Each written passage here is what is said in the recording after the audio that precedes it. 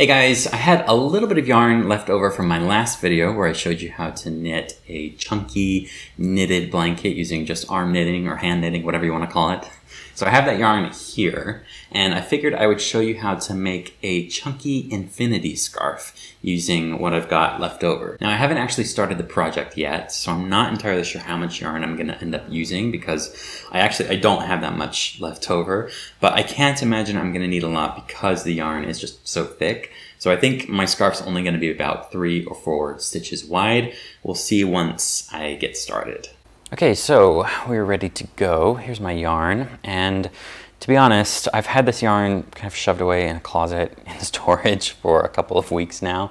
So if it spontaneously pulls apart and breaks, I guess it is my fault, but we are just gonna have to deal with it.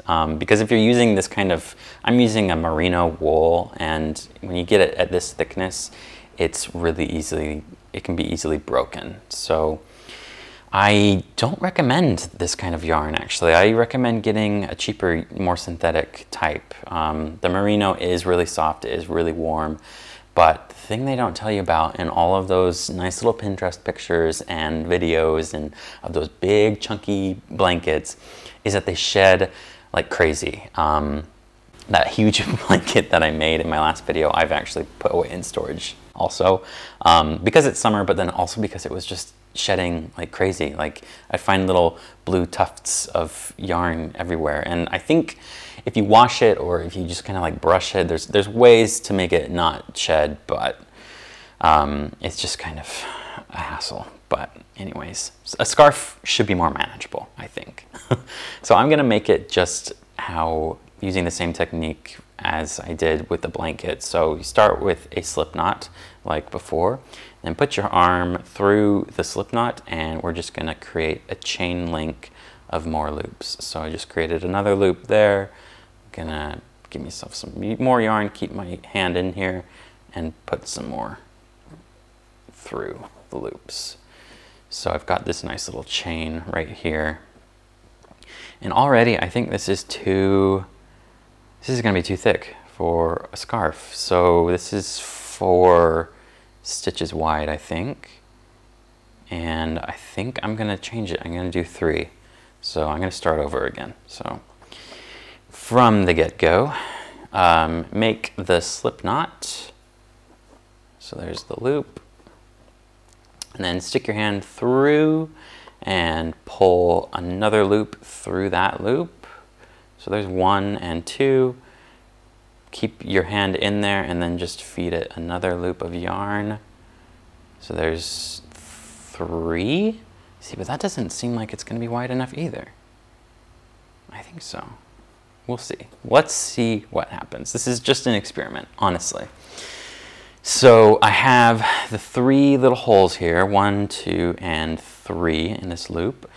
I'm going to skip that last loop, and I'm gonna go straight into just these 2 loops that I have right here. So I'll pick this last loop up when I come back. I'm going to pull this yarn through these 2 holes that I have right here. So reach through this first one and pull a loop through it like this. And then on this second one, reach through and pull that one as well. So now I have 3 loops just like this. So I think that's enough. I think that's thick enough for a scarf, and it's not so little that you can't really tell it's like a stockinette stitched scarf, I think. So I'm just gonna go with this and see what it ends up looking like. So you just go through each loop, put your hand through each one, and pull yarn through it to create another loop. And with the blanket, I think my advice was to keep the loops loose, but I'm gonna do it kind of tight. So I just did this last one. Skip that one when you're coming back. Pull through again here, and then pull through again.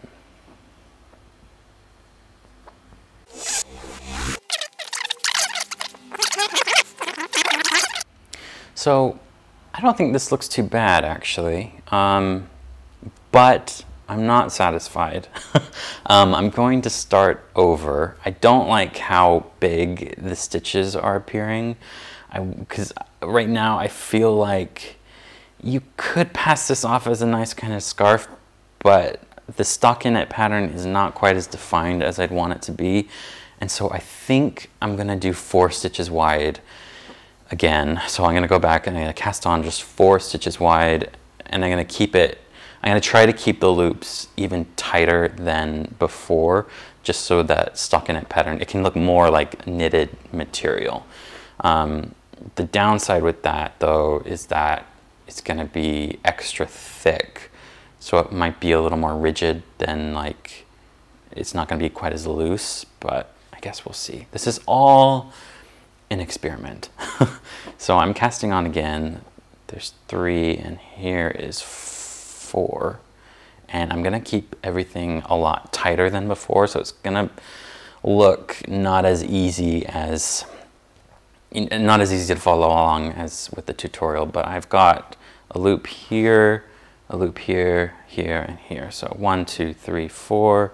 I'm going to be doing really tight loops through every single one of these. Skipping this first one. So there's 1.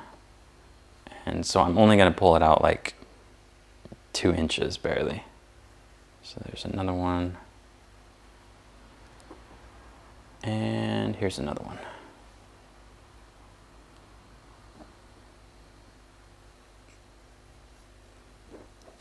And now coming back, pull it through again. So there's 4 loops right here. And this is probably as loose as I want them to be. I want them to be maybe even a little smaller than this one can be. So we'll see how well I can do that moving forward. Oops, I'm not supposed to do that one. Skip that first one. Pull through a little here. See, that's too much. Gonna make it a little tighter there.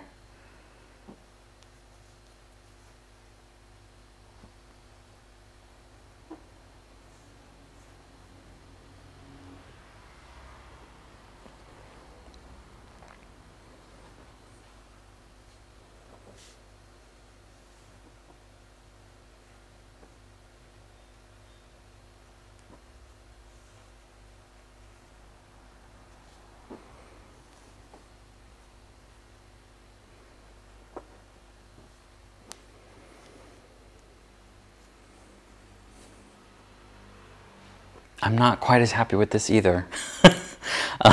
It's thicker. So this is a really wide scarf. You're probably gonna lose your head in this. But the tightness, you can see a lot more of the stockinette pattern, which I like. So I think I'm gonna keep it like this, even though it might end up being too thick or too wide of a scarf, but whoever wears this will just have to deal with that. Hopefully they have a big, long neck. So I'm gonna skip ahead now, build this up for a couple more rows, and then I'll pick it back up when we're ready to connect it and make it into the infinity scarf. So the scarf is now about 17 rows long. Let's just say 20, so it's a nice even number. 20 rows long, and I like the way it looks. The stockinette pattern is shown off nicely, and it's not too wide looking. It's not gonna look like I'm wearing a rug or anything like that. So before I connect it and turn it into an actual infinity scarf, I need to try it on. And to do that, I'm gonna do something that has never been done on this channel before, which is bring in a second camera. And I don't have a second camera, so I'm just gonna use my phone.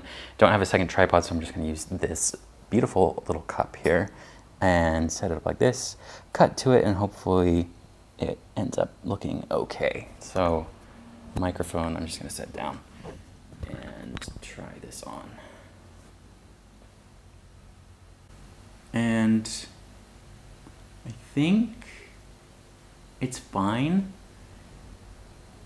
I it could probably be made a little tighter. Yeah, I'm gonna take out a couple more rows. So I'm just gonna pull these out like this. Let's pull out 2 rows.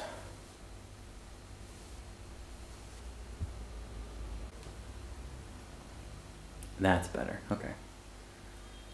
And hopefully it doesn't look too much like a neck brace. That's the risk you run into with wearing any kind of scarf.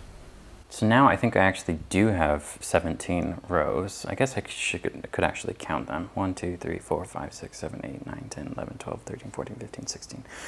16 rows now. So if you're keeping notes at home. So to connect it, I turn it on to the back side, and we are basically just going to weave the 2 ends together. There's a couple different ways to make an infinity scarf. You could take the remaining thing and actually knit them together. I like to just cut the long end of the yarn and then just use that to weave in and out, connect this loop. Basically what I'm going to do is connect one of these loops. We've got 4 loops here, and technically you have 4 loops here from the cast on. Gonna weave through this loop with this loop to connect them, and this loop to connect them, but you're gonna do it so that they get tucked inwards instead of outwards. So I'm gonna cut a couple feet of yarn just so I have enough, just in case I don't know, I'm always paranoid. So gonna cut these, bring them together like this. This is the tail of the cast it on bit. I'm just gonna ignore that for now. And I'm gonna put this through the first loop up through the bottom,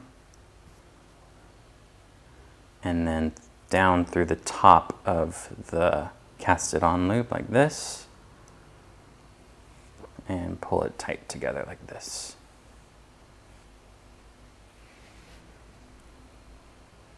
And then I'm gonna go up through the bottom of the second loop,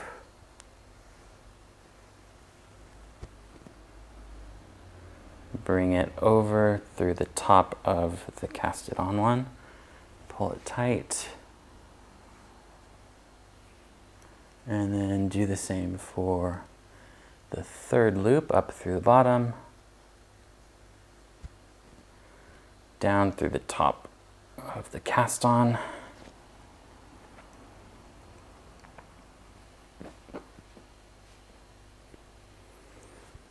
and then the last one, go up through the bottom again, down through the top.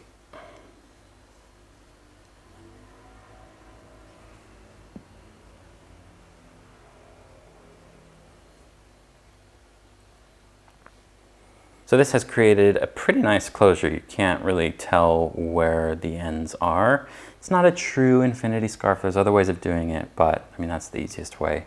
With the remaining tail ends, I'm just gonna weave them in. I am a very paranoid person, so I just like to reinforce that closure again. So I'm just gonna kind of tuck it in through those loops one more time.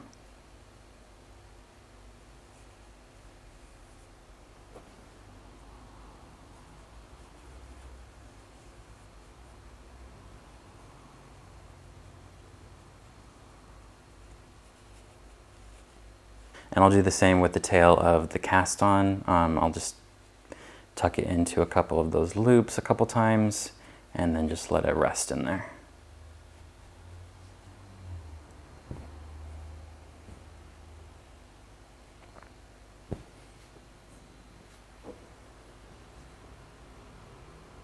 So I actually have to wear it now. And it's very warm. And it's not too bad. I don't mind it. It could probably stand to be a little tighter. Could have taken out a couple more rows. It doesn't look too much like a neck brace, right? Looks like a fancy neck brace at least. But, you know, I think it's fine. I mean, I kind of look like a turtle anyways, so I have to be careful with the kind of scarves that I wear.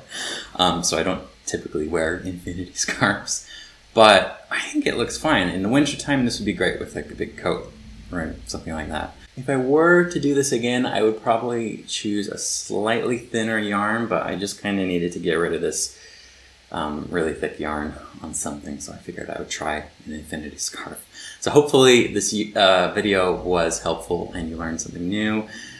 Be sure to like, subscribe, comment below, all that good stuff, and I will see you next time.